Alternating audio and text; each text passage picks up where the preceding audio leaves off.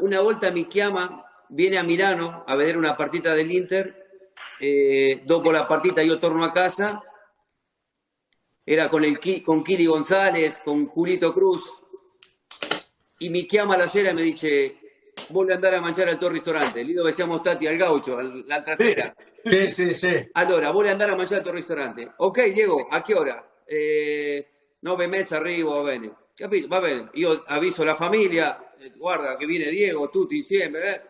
Ok, immagina, mia Paola felicissima. Ok, andiamo. Noi arriviamo alle 9, 9:30, 10, 10:30, tutto pronto, tutto preparato, lui non c'era.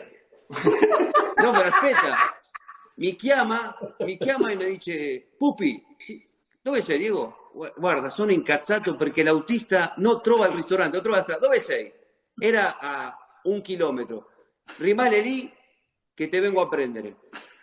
Prendo la macchina, lo vado a prendere, era in piedi, appoggiato un semaforo a Milano, sale sulla mia macchina, era incazzato con l'autista, non ha voluto andare con l'autista, ha venuto con me, capito?